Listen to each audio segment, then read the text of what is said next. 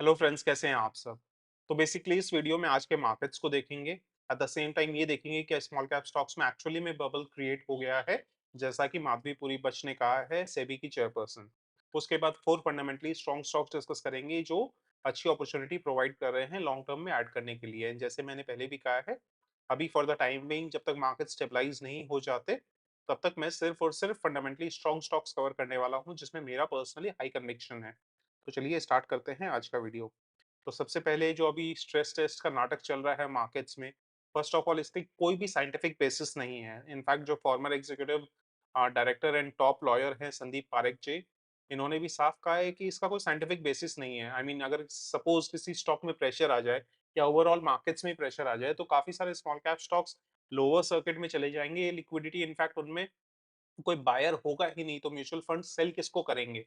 तो ये जो बेसिस है कि 25% अपना पोर्टफोलियो कितने टाइम में लिक्विडेट कर सकते हैं, 50% कितने टाइम में लिक्विडेट कर सकते हैं। फर्स्ट ऑफ ऑल लिक्विडिटी एक कांस्टेंट नहीं रहती। जैसे जैसे मार्केट्स में प्रेशर आएगा, लिक्विडिटी और स्ट्रेस्ड आउट हो जाएगी, कहीं ना कहीं और प्रॉब्लम हो जाएगी स्टॉक सेल करने में।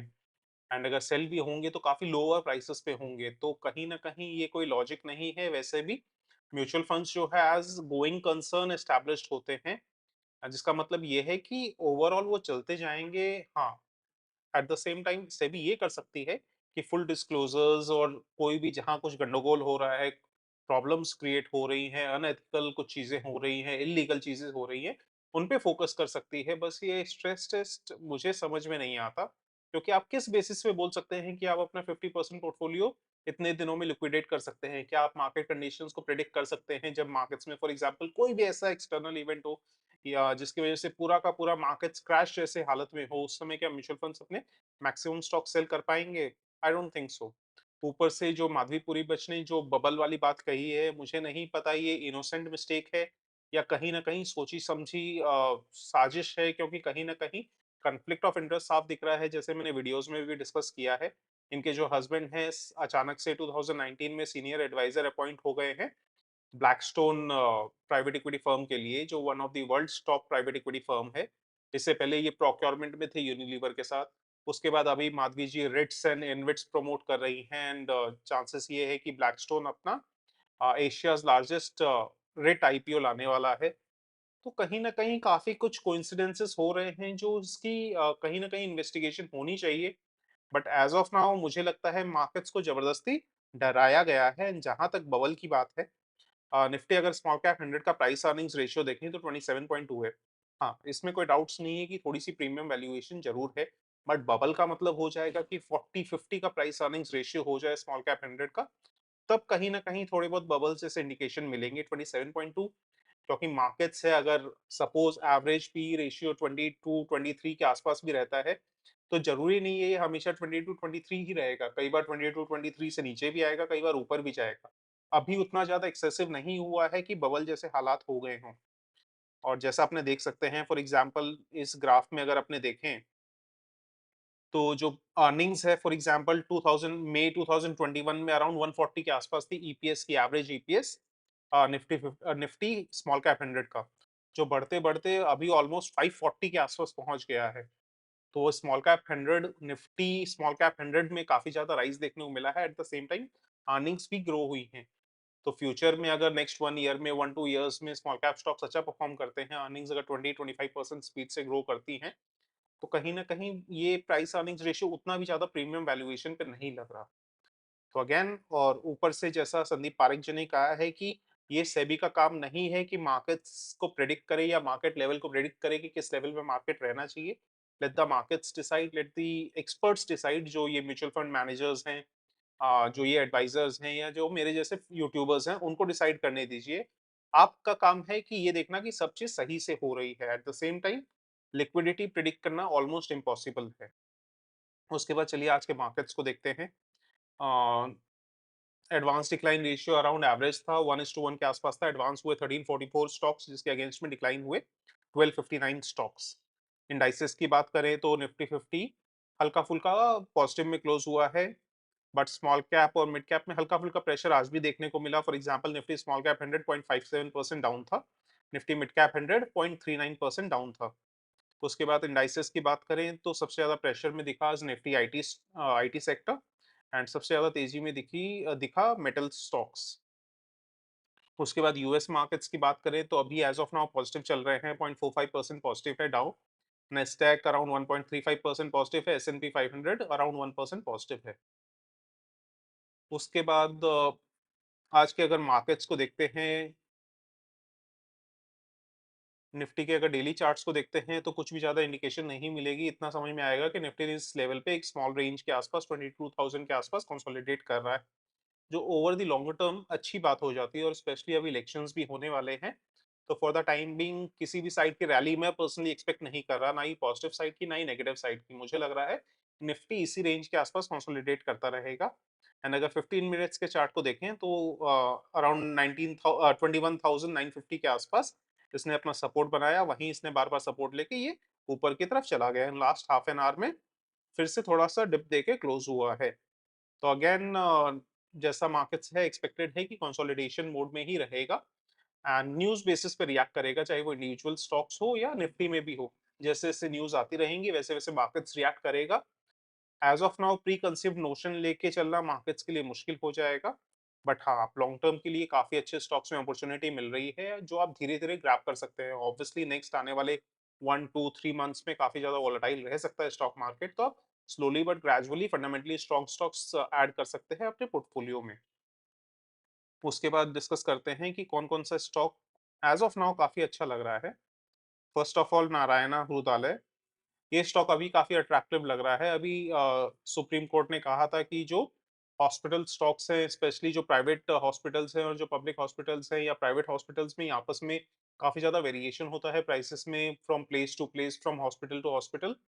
बट अगेन मुझे लगता है ये बेतुकी बात है, फ्री मार्केट इकोनॉमी में आप डिसाइड नहीं कर सकते क्या प्राइस लेवल रहना चाहिए। एक broad framework definitely government put कर सकती है। एट द सेम टाइम जो कॉस्ट होते हैं वो काफ़ी वेरी करते हैं from one state to another. And again अगर आप ऑब्वियसली सुनने में बहुत अच्छा लगता है कि प्राइवेट हॉस्पिटल्स कोई स्पेसिफिक ट्रीटमेंट के लिए उससे ज़्यादा चार्ज नहीं कर पाएँ।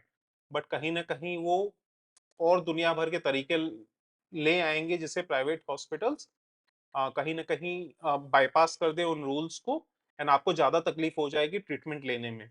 तो ऐज़ ऑफ नाउ मुझे नहीं लगता, और ऑब्वियसली जैसा गवर्नमेंट का रिएक्शन था कि गवर्नमेंट भी नहीं चाह रही है कि प्राइवेट हॉस्पिटल्स की प्राइस फिक्स करे। तो लेट्स सी, उसकी वजह से हॉस्पिटल स्टॉक्स में एक बार प्रेशर ज़रूर क्रिएट हो गया था, बट ऐज़ ऑफ नाउ फिर से रिकवरी देखने को मिल रही है। And Narayan Hrudayalaya health care sector में, हॉस्पिटल सेक्टर में काफ़ी ज़्यादा अट्रैक्टिव लग रहा है। अगर प्राइस अर्निंग रेशियो देखें तो अपने पीयर्स में सबसे कम price earnings ratio Narayana Hrudayalaya का है, अराउंड 33 के आसपास। जबकि अपोलो हॉस्पिटल हो, मैक्स हेल्थ केयर हो, फोर्टिस हो, एस्टर डीएम हेल्थ हो, सबके सब काफ़ी हाई पीई पे ट्रेड कर रहे हैं। At the same time return on capital employed भी देखें तो 31 के आसपास है, जो again among its peers highest है। हाँ, प्राइस टू बुक वैल्यू थोड़ा-सा हायर साइड पे है, 10 के आसपास है। But again consistently company grow कर रही है, रिजल्ट्स अच्छे आ रहे हैं, तो डेफिनिटली स्टॉक को कंसीडर किया जा सकता है लॉन्ग टर्म के लिए। एंड इसके अगर चार्ट्स को देखते हैं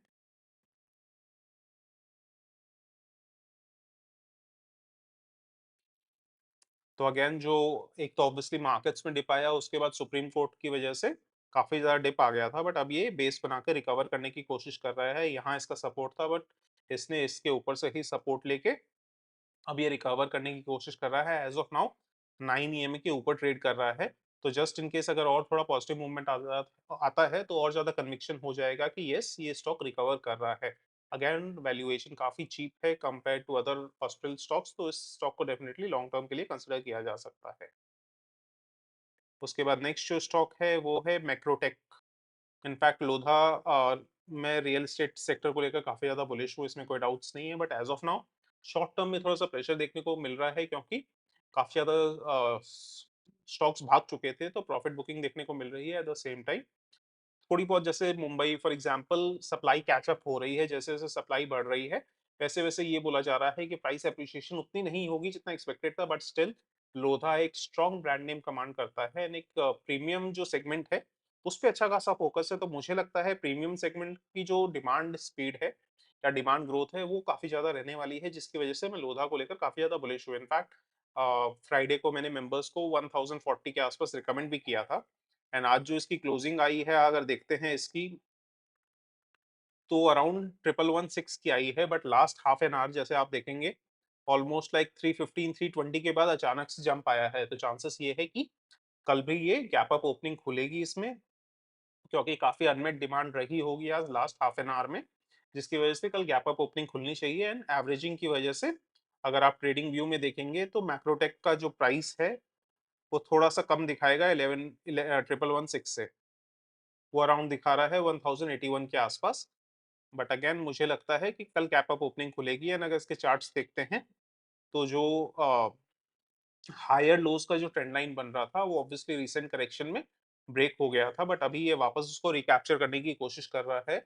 ये चार्ट तो काफी अट्रैक्टिव लग रहा है इस पॉइंट पे। एट द सेम टाइम जो जेफरीज है उन्होंने जो टॉप 11 पिक्स चुने हैं फॉर द नेक्स्ट 5 इयर्स, उसमें मैक्रोटेक का भी नाम है कि स्ट्रॉन्ग हाउसिंग साइकिल है, जिसकी वजह से 17.5% सीएजीआर रीसेल्स ग्रोथ होनी चाहिए।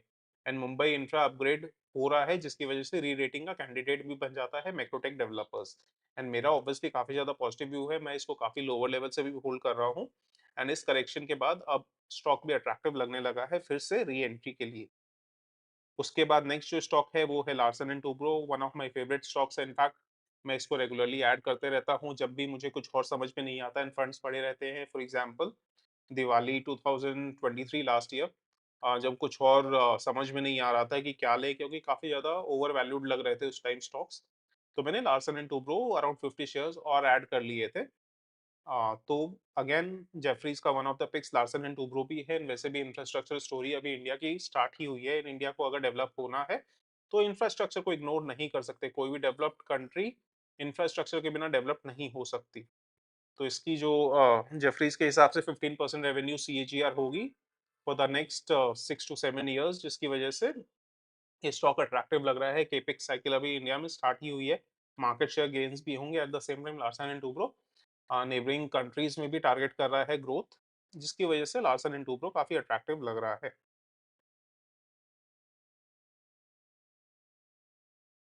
एंड अगेन इसके जो चार्ट्स को देखते हैं, रफली जो हायर लोज की ट्रेंड लाइन बन रही है उसके आसपास ही ट्रेड कर रहा है। एंड वो इसने बहुत ज्यादा ब्रीच नहीं किया है, एक टाइम इसने ब्रीच कर दिया था बट वापस रिकैप्चर कर लिया है एंड अभी उसी के आसपास ट्रेड कर रहा है। तो लॉन्ग टर्म के लिए आप स्लोली बट ग्रेजुअली इसमें डेफिनेटली एक्यूमुलेट करके चल सकते हैं। बट अगेन कोई भी बाइंग इन सेलिंग रिकमेंडेशन नहीं है, खुद अपनी एनालिसिस पे आपको लेना है कोई भी स्टॉक।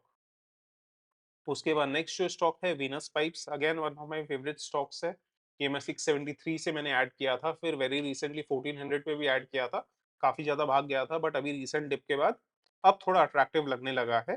एंड अगर आप इसकी गाइडेंस देखेंगे तो कंपनी ने गाइडेंस दी है कि एफआई 24 के बाद से, एफआई 24 में तो around 50% 40 to 50% CAGR company achieve कर रही है रेवेन्यू एंड प्रॉफिट में।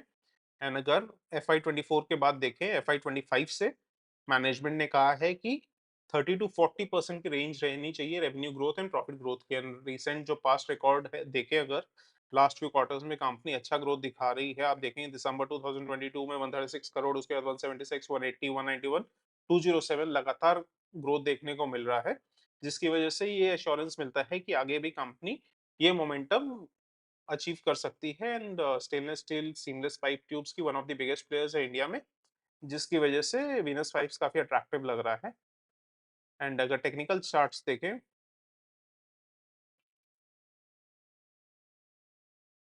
तो टेक्निकल चार्ट्स अगर देखते हैं तो फर्स्ट ऑफ ऑल ये कन्वर्जिंग ट्रायंगल जो बन रहा था उसके बाद जो ब्रेकआउट आया था वहाँ काफी अट्रैक्टिव लगने लगा था। एंड वापस जब इसने रिटेस्ट किया था जहां से इसने ब्रेकआउट किया था, तो वहां कहीं मैंने ऐड किया था 1400 के आसपास। वापस इसने ब्रेकआउट दिया था, ऑलमोस्ट 1900 के आसपास चला गया था। बट अगेन स्टॉक जितना ज्यादा स्पीड से भागता है उतनी ज्यादा प्रॉफिट बुकिंग आती है अगर मार्केट में प्रेशर आता है तो, जिसकी वजह से इसमें काफी ज्यादा डिप आ गया था। बट अभी ये फिर से अच्छा खासा रिकवर रिकवर करने की कोशिश कर रहा है। एंड जो स्टॉक प्राइस है ऑलरेडी 9 ईएमए एंड 15 ईएमए के ऊपर ट्रेड कर रहा है, जो काफी अट्रैक्टिव हो जाता है लॉन्ग टर्म के लिए। आप डेफिनेटली इसको कंसिडर कर सकते हैं। चलिए वीडियो इसी बात पे एंड करते हैं। Thank you so much for watching this video, मिलते हैं नेक्स्ट वीडियो में।